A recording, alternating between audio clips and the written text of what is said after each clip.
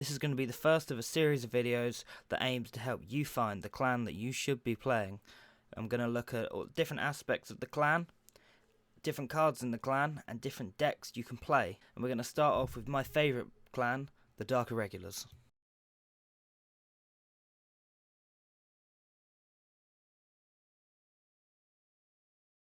First released in the very first booster set with just 4 cards to their name, the Dark Irregulars are a clan from the Dark Zone.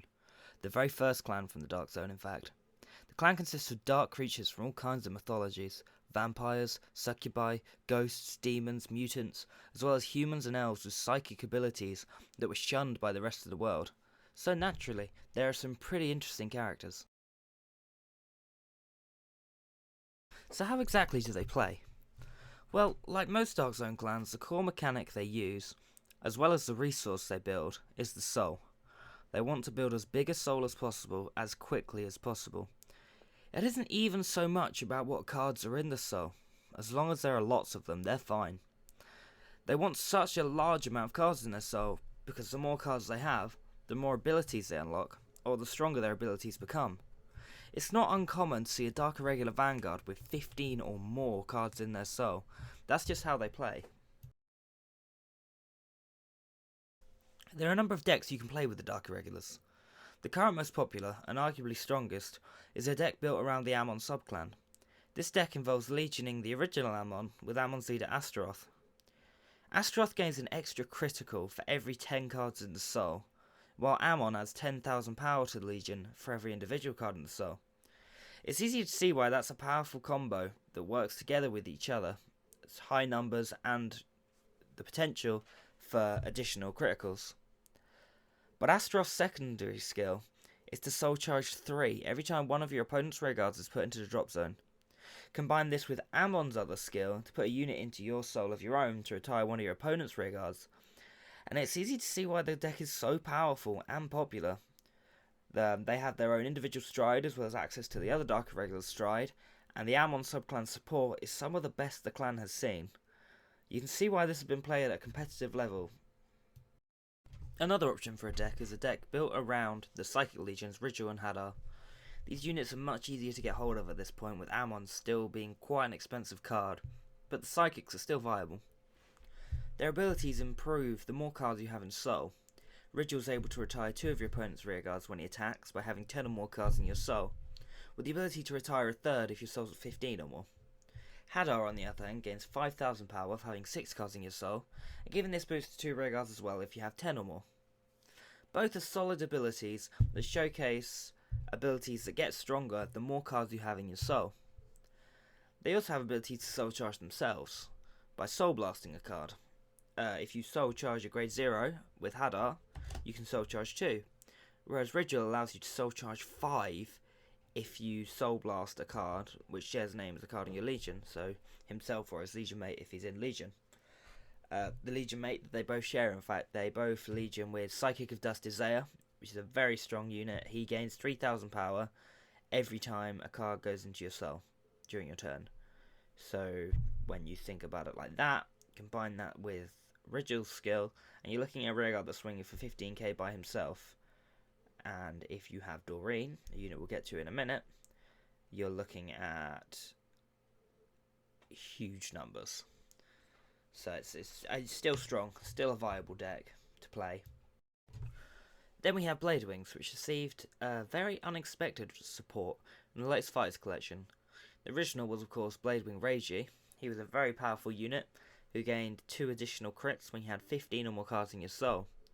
The new unit, similarly, when you have 15 cards in your soul, allows you to add 10,000 power to all of your guardians at the cost of a double soul blast during your end phase. So you have an effect that's very strong for a few turns, but then obviously the more you use it, the more it eats away at your soul, the less you have access to it. While that isn't quite as scary as a double critical, even if it is constant from the 3rd or 4th turn, it does make for at least one very defensive turn, which can allow you to turn the game around, so he's a decent unit.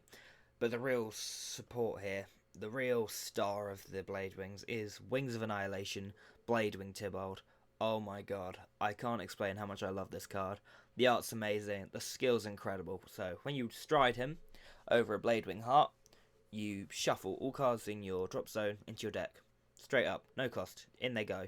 Solves one of the biggest problems Dark Irregulars have of soul charging too much. Puts them back in deck, you're still going, you're good to go. Then, as he's a Bladewing, if you have 15 cards in your soul, he gives all rear guards in the front row, so your 2 front rear guards, 10,000 power each, which is monumental pressure to your opponent. That's just so big. However, if you haven't been able to reach the 15 cards that Bladewings demand, then Tybalt will give you 5 free soul charges. Just like that. Just like that. 5 free ones. And this will more than likely put you up to 15, or to a point where you're very close to being at 15. And that's incredible. Really strong unit. Makes Bladewings even worth considering, to be honest, in my opinion. In the current game where it is, Reiji isn't as much of a threat. Obviously, no one wants to get hit with a unit swinging for 3 damage. But he has a 10k base, and not really many ways of pushing him past 21. You could play the Demon Bike of Nightmare World or something, which can go up to be quite a big booster. But again, it's not an amazing unit. It's good. It's almost not worth going into to do, but it's worth running one of the Grade 3 Bladewings just to have access to Tybalt, because he is so strong, and for how much he fixes problems that Dark Irregulars have. The other option, of course, is just to mix it up.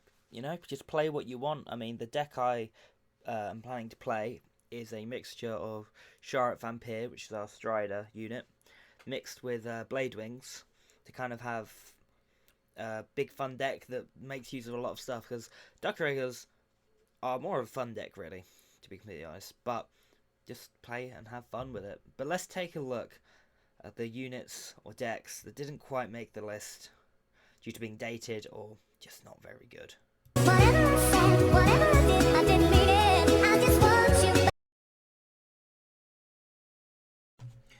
While Vanguard doesn't have staples to the same degree that Magic or Yu-Gi-Oh do, there are cards within clans that work well in any build. Subclans tend to get key units reprinted with abilities restricted to that subclan, such as Flirtatious and Alluring Succubus being given Amon's follower versions, the soul charge 2 instead of 1, only if you have an Amon Vanguard. Some units are too good to be replaced. Doreen the Thruster is still one of the most powerful Grade 1 units in the Dark Irregulars, if not the best. Dark Irregulars want to be soul charging a lot, to the point where her 6k base just doesn't really hurt her. For every soul charge during your turn, she gains 3,000 power. I mean, back when she first came out, you were getting maybe between 3 and 9k a turn, you know, and that was decent. But nowadays, you can get 5, 6, 7, 8 soul charges in a turn, and that's more than 20,000 power going to Doreen as a booster. So you can see why she's very difficult to replace. There are alternatives to either soul charge or gain power, which can work well, but the columns Doreen creates just can't be beat. And then there's this guy. More and more clans are getting a unit with a glory skill, and this is our one. For a persona flip, if we have 10 cards in our soul, he gets 10,000 power. Then at 15 cards, we go glory. The glory skill, for those of you who don't know, is your opponent can only guard with grade 0s. And remember, this guy is swinging for 36,000, and it's an attack that they can't drop a perfect guard on. That means to guard, your opponent has to drop 30,000 points worth of shield to stop the attack. And that doesn't even take into account its triple drive. And if that wasn't strong enough already, this guy goes critical if you have at least 2 face-up cards in your G-zone. It's an incredibly strong unit, combining high power, an extra critical, and the glory skill, which is just incredible. I think no matter what your Dark Irregular build is, you're going to want 2 of this guy. He's just incredibly strong. You could even, he's pretty much the trump card of Dark Irregulars outside of Amon. He just simply wins games. So that's the Dark Irregulars. In conclusion, let's look at the pros and cons of the deck. For the pros, the deck uses the soul differently to any other Dark Zone clans. As said before, it doesn't care about what cards are in the soul, like Pale Moonwood. It's just about the number of cards in the soul. It creates quite a cool RP feeling of, you know, these are just creatures that absorb souls and get power, and they just need as many as they can. It doesn't matter what they are, which is kind of cool. You know, that is kind of cool. Also, Dark Irregular decks have a very strong late game, as we saw with Guilds de Rise. It's incredible, you know, if one of those cards where if your opponent doesn't have certain cards in their hand, they're basically lost, which is, you know, very strong. Also, the artwork is all very cool, kind of tying in with the whole theme of being big creatures that are absorbing souls. That really shows in the cards, the artwork and the themes, you know, vampires. The idea that Shara Vampire is this creature who is trying to absorb the power of the big demon overlords, and, you know, it says in his lore that if he does, he'll be unstoppable on Cray, which is a cool idea. And then, of course, you have the big demon overlords like Ammon, who is just incredibly powerful, commanding these legions of followers and demons. It's all very cool stuff. And the deck can be built very competitively. So now to look at some of the cons. The older cards are very hard to find. I'm mainly looking at Doreen the Thruster here. I'm basically talking about Doreen. She's gold dust, okay? She came out in set 3, so she's long out of print. So all the Doreens that were made are out there somewhere at this point. They're not being printed anymore. Very hard to find. They're such a key card that anyone who plays Dark Irregulars doesn't tend to get rid of them. So they can be very difficult to find. Dark Irregulars also have a very difficult time in the early game. At this point in the meta where we do have some rush games, even though Ripple and Sentry Guard have had a bit of a nerf to them, they're still, well, not those decks, but the rushy kind of styles of play, anything that can play before 3 really does have an advantage over Dark Irregulars. I'm thinking Aquaforce. So yeah, they do really struggle. And somewhat ironically, Dark Irregulars do suffer from irregular support. You know, we don't get much. The last support that came out was in the Fights collection, in the form of the Bladewing stuff. And then before that was the first G support. And then before that was way back in set 12, I think. So there are big gaps in between when the clan gets support, which can be annoying, obviously, if you want to keep going. But Dark Irregulars are one of those clans where if you like how the cards look, and you like the mad soul rush absorbing kind of playstyle, then you should play it. They aren't the most competitive deck in the world. Only Ammon builds have actually seen big European tournaments as far as I'm aware.